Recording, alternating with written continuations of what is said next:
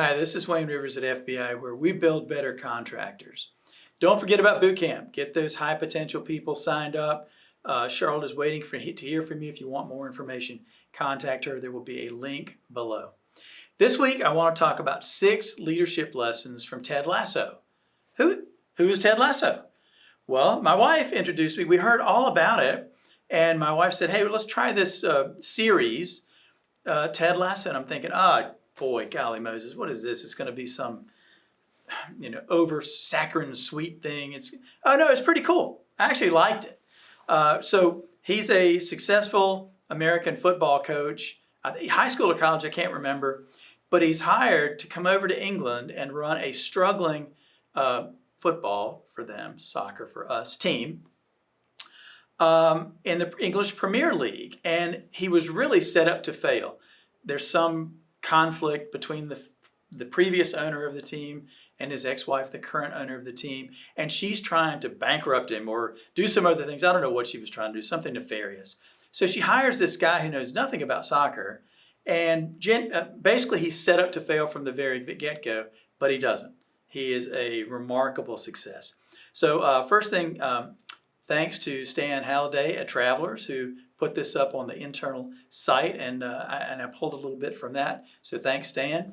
And so what are the lessons that we might learn? What are the leadership lessons from Ted Lasso? Really quite an amazing success story. Not Ted Lasso himself, this show. I mean, it started off with little fanfare and it became a phenomenon. So if you haven't seen it, check it out. All right, first thing, believe. The first lesson is believe. When he goes into this, he's going to meet the team for the first time. He puts up a hand-lettered sign, giant sign over the door frame, and it says believe. And he's all about optimism. He's optimistic about himself, his team, his coaches, his organization. He has an abundance mindset. He wasn't going to settle. The team was struggling, but he wasn't going to settle for that because he believed that they could have an abundant future. And you think about, don't settle in life. Think about people. If I ever won, a big golf tournament or a big tennis tournament or something, my head would be so big, you wouldn't be able to stand in the same room with me. But you look at people like Tom Brady and Tiger Woods and Roger Federer, Rafael Nadal, and Novak Djokovic. They've won all kinds of stuff. And instead of letting their heads get big and they think they're some special gift to the world, they go out and they try harder. They learn about, okay, I've been doing X, Y, and Z, and they say, oh, my nutrition could be better, and this could be better, and I could change this. They never settle. They're always optimistic that as great as they are, they can continue to improve. They believe in themselves. Second thing is resilience. One of the episodes of Ted Lasso, somebody has been verbally abused by one of the mean players, and he says, you know what? The happiest animal on earth is a goldfish because a goldfish has a 10-second memory. After that, can't remember a thing.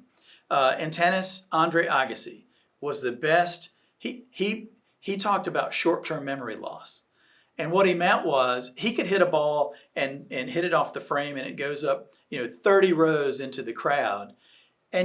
But the next point is a new point for him. He could reset. He had short-term memory loss that not only did he miss the shot, he looked idiotic by hitting the ball 100 feet in the air. Short-term memory loss. He had that goldfish mindset, and he would dial in and just play the better the next point. He was amazing. So be resilient.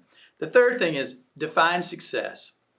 Zig Ziglar had a great story about how he could beat, on any given day, he could beat the greatest archer in the world in a target shooting competition. And he talked about, there was a caveat. And that is, you would have to blindfold the professional archer. You'd have to spin him around 100 times so he was completely dizzy. And you would give him no verbal advice about where the target was. And his point was, you can't hit a target that you can't see. So he'd be able to outshoot this archer. How will you know if you're successful in life? Well, Ted Lasso could measure it by the improvement of his team, the improvement of the attitude of his players, the camaraderie in the locker room, all those things. You need to measure it differently in business. You've got to have your mission, vision, and values. Are you being true to your mission, your vision, and your values at all times? What are your targets? What are your mileposts? What do you want your volume to be? What do you want your gross profit to be? How many new people do you want to hire? Business lends itself to targets and goals and numbers. Business is eminently quantifiable. Even things like morale. You know, morale is a very nebulous, ever-changing thing. Can you measure morale? Absolutely you can measure morale. There's so many things you can measure in business. So set your goals, set your targets, and they will help you define your success. Fourth thing, Ted Lasso said, doing the right thing is never the wrong thing. Tell the truth. And that is so elemental, I think, in business. It's quite difficult to do at times because people don't like to hear bad things. They don't like to hear negative truths, if you will. There's no real shortcuts in life. Doing the right thing is sometimes very hard. It doesn't mean it's not the right thing to do, however. The fifth thing, courage is about being willing to try. Lasso didn't know anything about soccer. His lack of technical knowledge seemed like a great barrier to his success. Turned out not to be a barrier at all because he surrounded himself with people that knew soccer. They knew tactics and techniques and training and all those other things. And so his lack of technical skills just didn't matter at all. Steve Jobs said something like this before he passed. He said, it doesn't make sense for business leaders to hire smart people and then tell them what to do. You should hire smart people and let them tell you what to do. Let them inform decisions. Let them help guide the bus. I think Jim Collins said the same thing. Get the right people on your bus and then let them help you drive the bus. Same thing.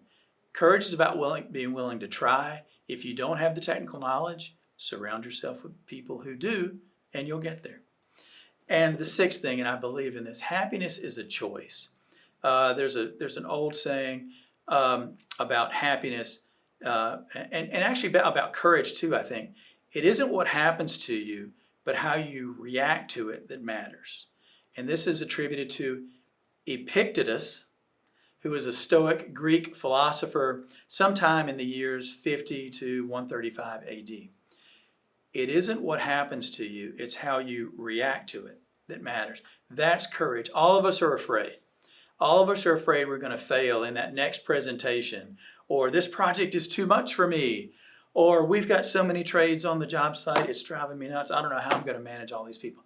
All of us are afraid of failure. We're afraid of looking foolish in the eyes of our peers. But courage is a choice and happiness is a choice. I believe that firmly. So what do you think? If you've seen Ted Lasso, what are your big takeaways in terms of leadership lessons? If you haven't seen it, hey, might be worth a try.